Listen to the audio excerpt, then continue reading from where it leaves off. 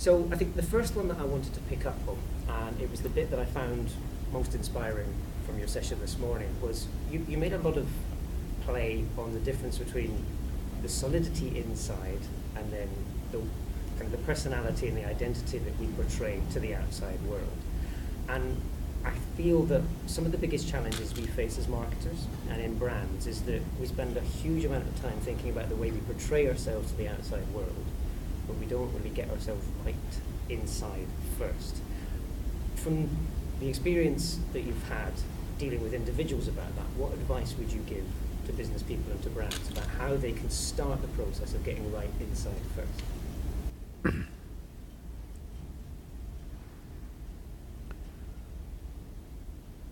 So the fundamental flaw in this entire process is, without enhancing yourself, you're trying to enhance your activity. It's like… You're from UK, eh? Scotland, yes. Scotland. You take a junk Vauxhall and try to drive it on the F1 track, it's bound to fall apart. Instead of dreaming of winning an F1 race, if you build a machine which is capable of doing whatever your intelligence allows to build, whatever kind, if you build one, then it'll do whatever it does. Whether it wins or not is subject to what others have done. Whether you win a race or not simply depends on how good or bad other people are. But when we do something, are we functioning from the highest possibility within us, or from the lowest possibility, or somewhere in between is a big question. And the biggest question in human life is, you do not know what is your highest possibility. For every other creature on this planet, nature has drawn two lines. Within that, they live and go. For the human being, there's only bottom line, there's no top line. So it doesn't matter what you become, you still don't know whether you've hit the peak or not. Only those people who are only interested in winning races with other crippled people, they have hit the peak.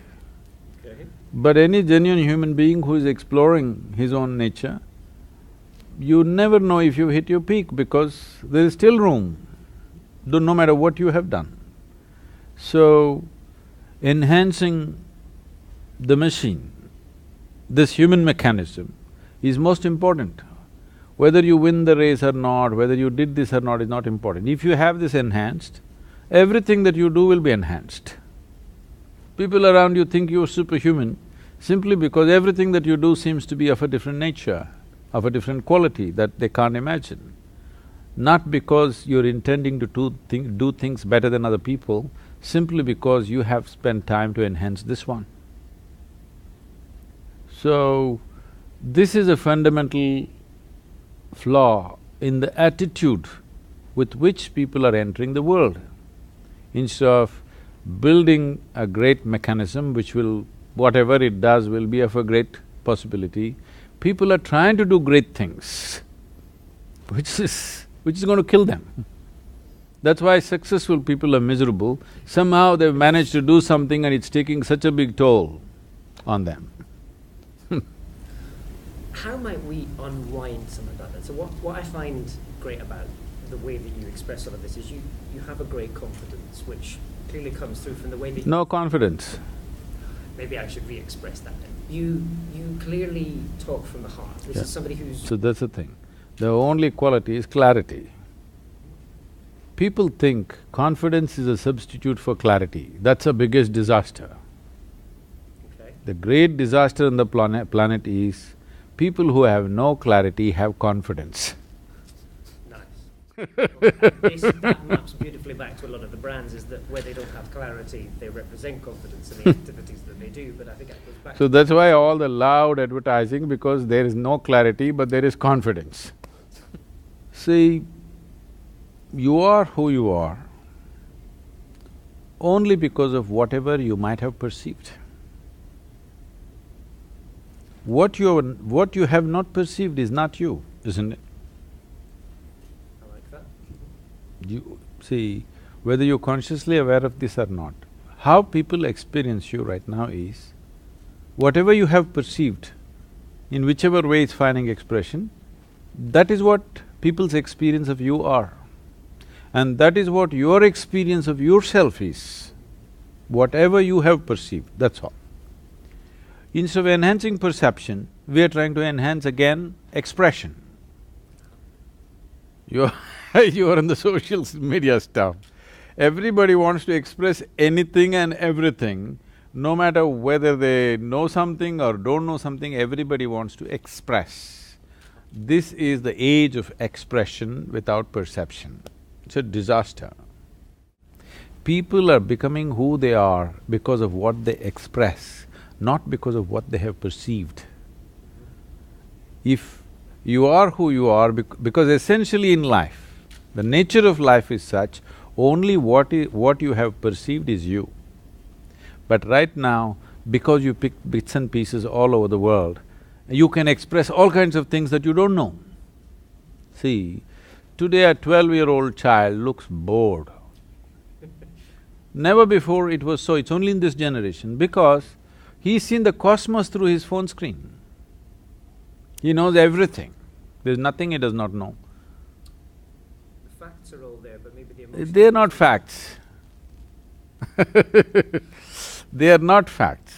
You call them facts, all right, you can call them facts if you want to, but I'm saying, me knowing how many million light years away is a particular galaxy which we call as Z127 is not knowledge.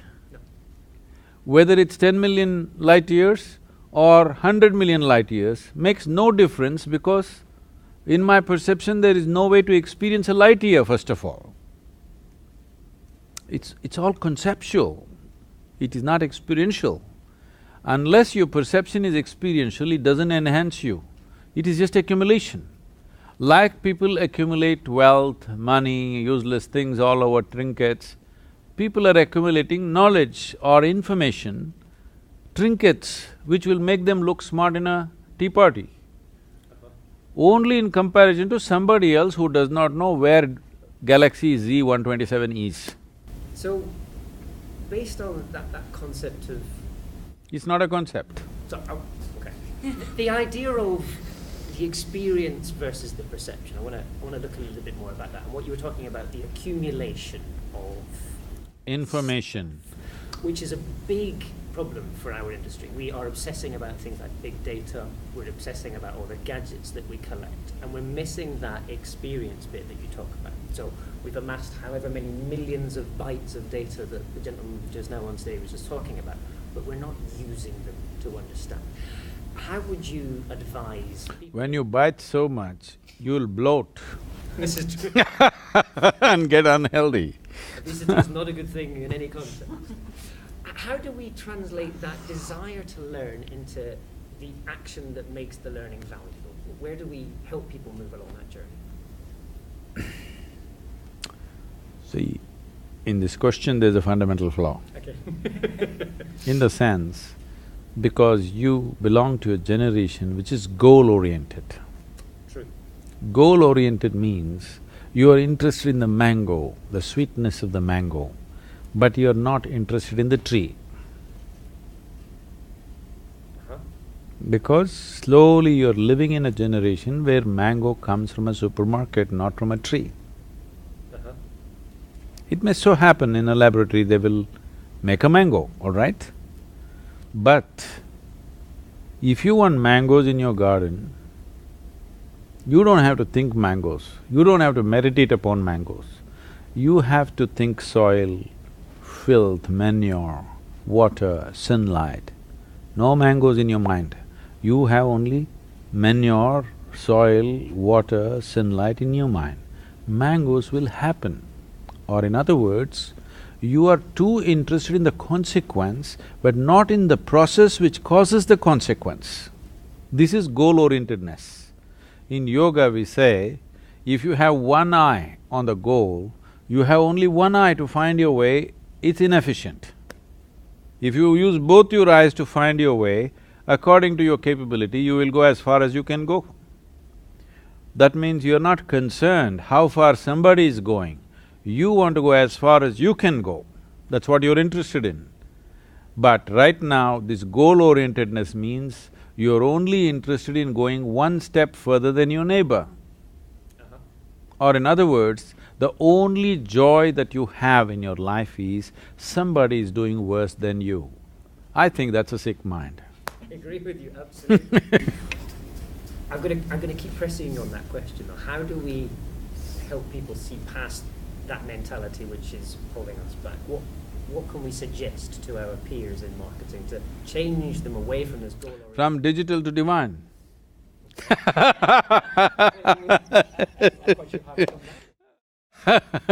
Where do we find the divine?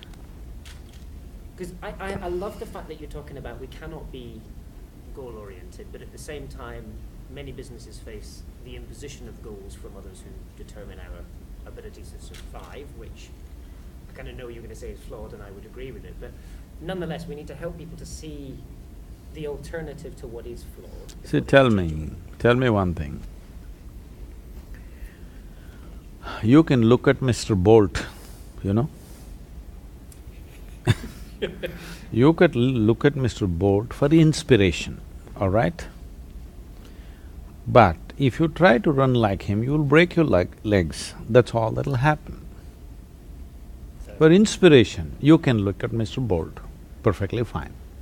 You can look at Mr. Sachin Tendulkar for inspiration. You try to go and face a ball which is coming at 160 kilometers per hour, a hard ball, you'll kill yourself, really. Most people know cricket only on television, so they think it's a nice game. Go and stand there, it's the most violent game. Projectiles are coming at you at tremendous speed, giving you a fraction of a second to react and hit the ball. Because they see it only on television, they think it's a nice, beautiful game. No, it's… among all the games that are popular today in the world, it is the most dangerous game. Nowhere else any hard ball is coming at you at that speed. Really, most of the time coming at your head. There's a certain degree of animosity in some of the way that this is being… No, I'm saying, because somebody mastered that, he was talking to you about the level of dedication right from his childhood, how he's involved. So, Tendulkar is Tendulkar, all right? You can use him as an inspiration, but you don't try to do what he is doing today afternoon because you'll be dead. Yes. So, you can use a high level of whatever somebody has set a goal as an inspiration. Somebody is running 100 meters in 8 seconds, you can use it as an inspiration, don't try to do it. It's like a Vauxhall trying to be a Ferrari. It's that benchmarking that we obsess so much about marketers, that you want to be like them and you think that replicating everything that they do becomes a dangerous… That's the biggest mistake. Because who knows, maybe you can hit the ball better than Tendulkar. Right now, why do you want to limit yourself to Tendulkar standards? There was a time nobody believed that you will reach 100 in a cricket game only after 35 to 40 overs. I remember this change that happened. First time, Sanath Jayasuriya hit the ball within the first 20 overs, 100. Now people are hitting it within 8, 9 overs, okay? Because they're not thinking about what somebody did. You hit the ball according to your capability, who knows, maybe you'll hit it better than Tendulkar, we don't know. The possibility is there. In reality, there may be a distance, that's different, but the possibility is there. So if you become goal-oriented, your goals are always determined by other people's capabilities. You will never do what you could have done. Maybe you can't hit a ball, maybe you could do something else, way better than anybody else. But you will never do that because you go on trying to hit the ball that you can't hit. So this concept of the memoryless intelligence that you talked about, how can a marketer access that? Because we are probably some of the most insecure people in the world. Market people cannot access it. You can quote that one. Human beings can, Okay. markets cannot. Few times when I was at the Economic Forum, the World Economic Forum, people keep on referring to India as emerging market. I say, don't refer to it as market, we are not a marketplace. Once you think somebody is market, how are you going to approach them? You're going to put some nonsense that you have created, try to convince them they must drink this or eat this or buy this or use it or whatever. If I saw you as a human being and I'm concerned about you and your well-being, I would see what you need. If I do what you need, if I manufacture what you need, I don't have to market it, market man will go out. Manufacturing is all that's needed. But right now you're doing something that people don't need and you have to convince them that they need it. It's very clear, even a kindergarten child knows that this body doesn't need carbon dioxide, it needs oxygen. But somebody is putting carbon dioxide in the bottle and calling it the real thing. So they need marketing. Marketing department is bigger than the manufacturing because you're trying to convince somebody carbon dioxide is good for you. Well, you may convince a generation. A whole generation was convinced smoking tobacco is the best thing you could do. If you're a man, you must smoke, otherwise you're not a man. Yes or no? A whole generation believed if I don't smoke and blow the smoke in your face, I'm not man enough. But now suddenly it's become no good. So this is what the marketing men will do. They're trying to sell something that people may not need.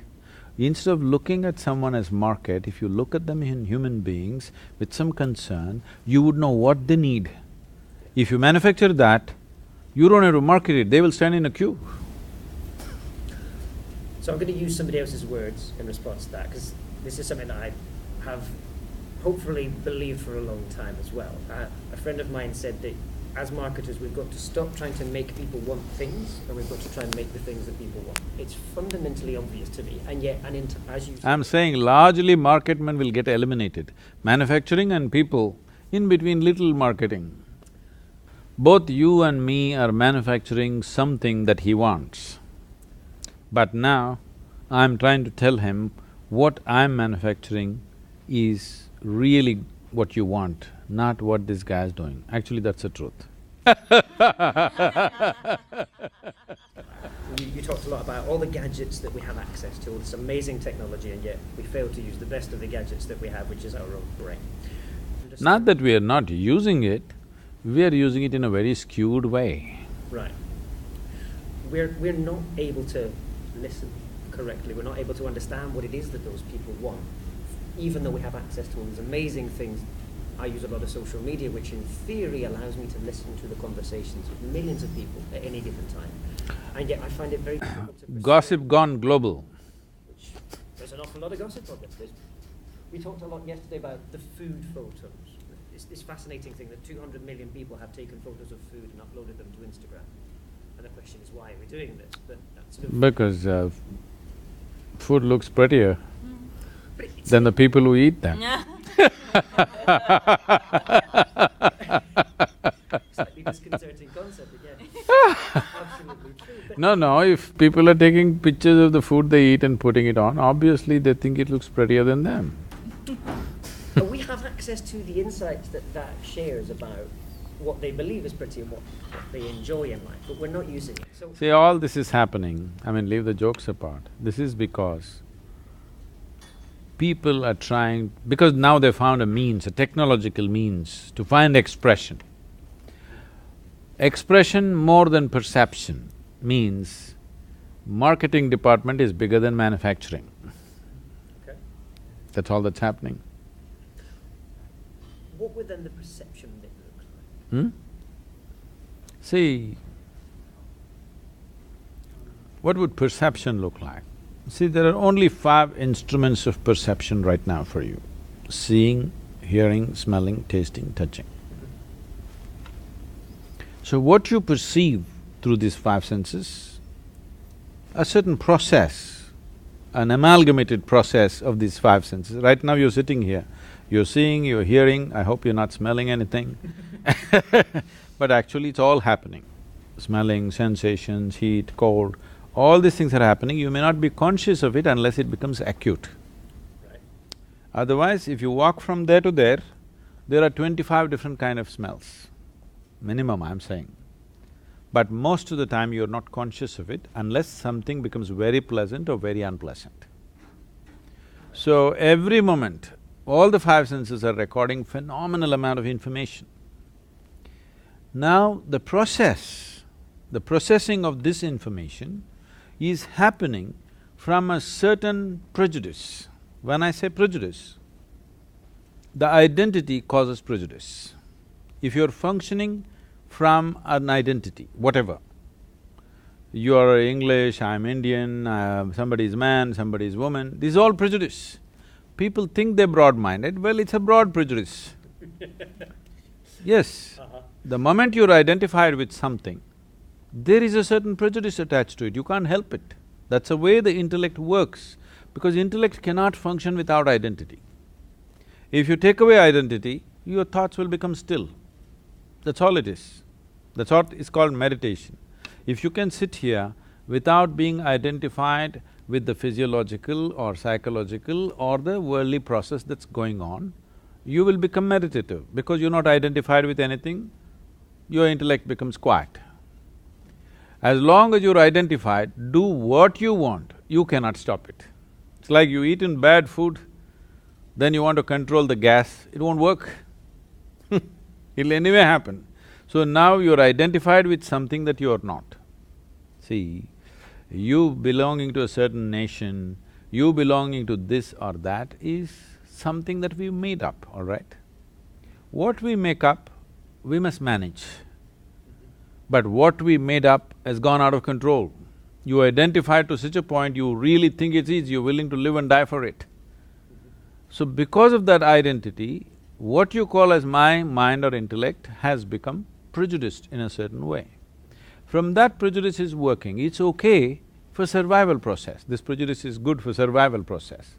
But if you're wanting to look for clarity, you want to see things the way they are, you want to perceive life just the way it is, not the way… not as an Englishman, not as an Indian, not as a man, not as a woman, but you want to experience life just the way it is, then you must have the ability to distance yourself from identity and just look at it.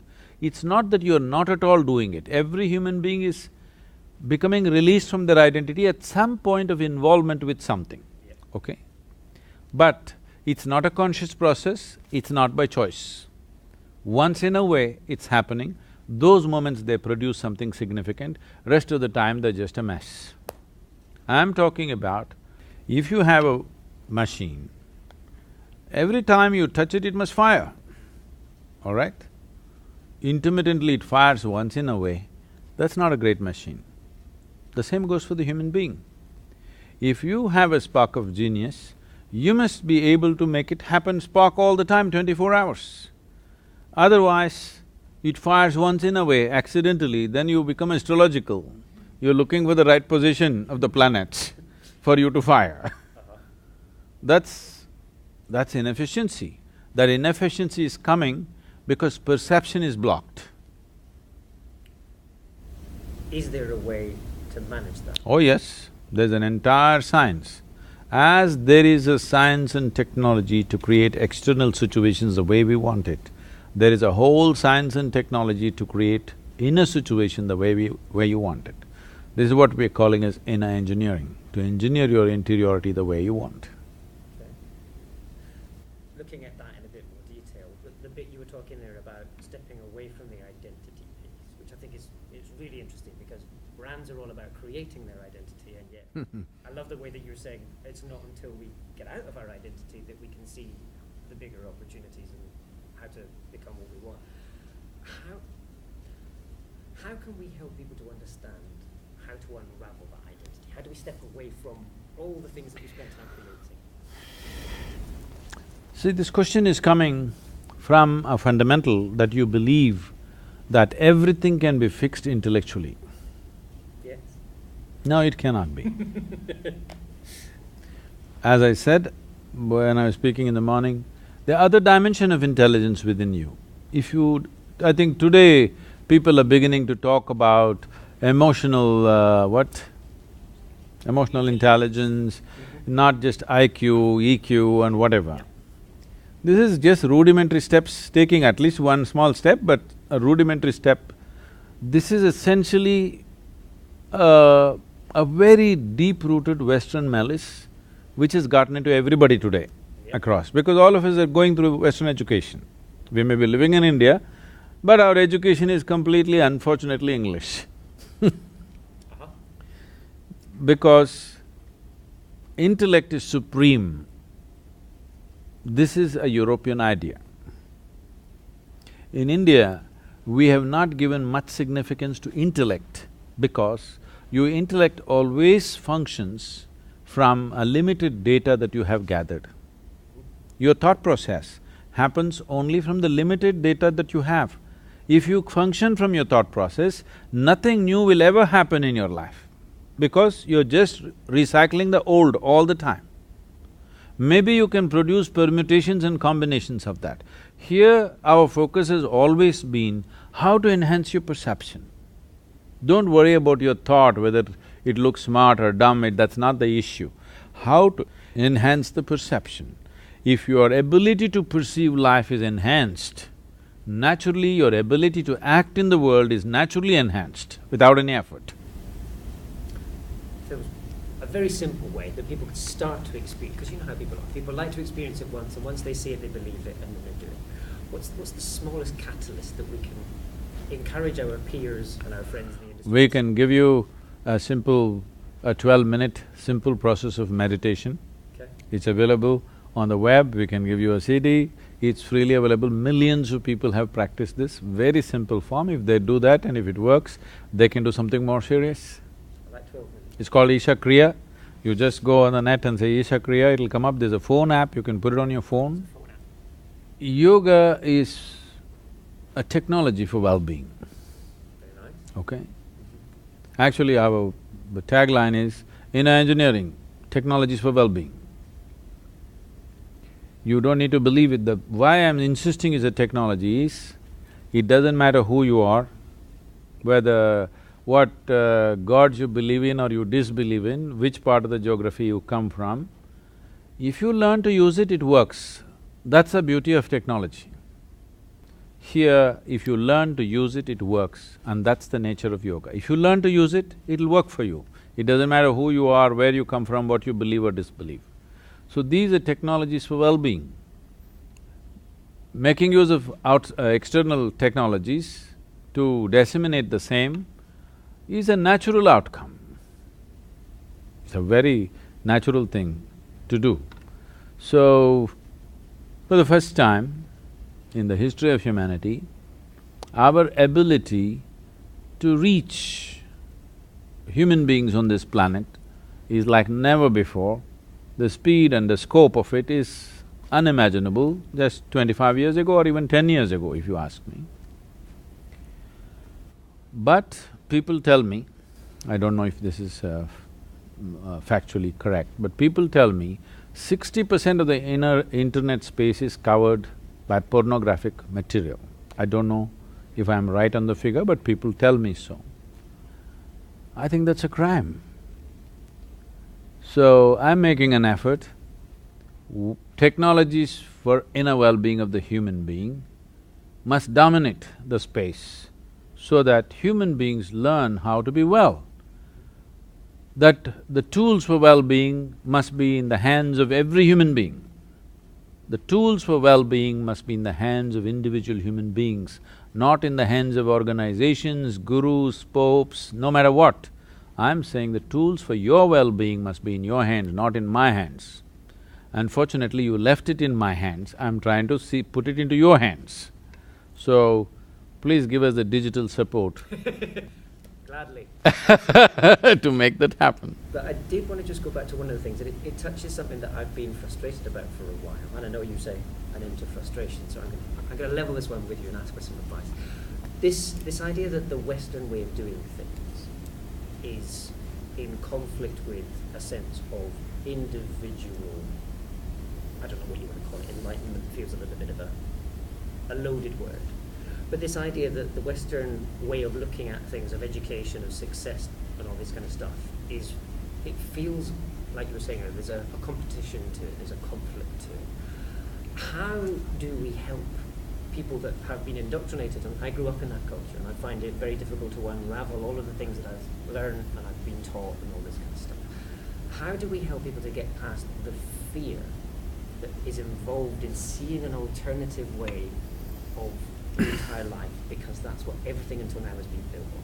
It's overcoming that fear. How do we help people to become past that? See, the basic issue is, do you want to look good or feel good or be good within yourself? A lot of the Western world sees them It's as the about same thing. looking good. Looking good is more important than what's happening within you. And we Even need if to you're a look tortured human being within you, you just have to look smart and nice and like that. Uh-huh. This has to be taken away from an early childhood. Looking good is not important. What is your experience of life? Is your experience of life great or not? This is what is important. This value change must happen. It's not something that you can change overnight in the world. But those who suffer immensely will change. I see that suffering coming because suffering is getting younger and younger. There was a time only old people used to be worried. Now you see a 12-year-old boy is seriously worried. So when that kind of suffering comes, looking good is not important. When suffering becomes unbearable, people will understand looking good is not important. How I experience my life is important. You hear this talk all over, isn't it, these days? Still the necessary corrections have not been made, but people are beginning to talk. So this is the time technologies for inner well-being are transmitted. The time is right. Good.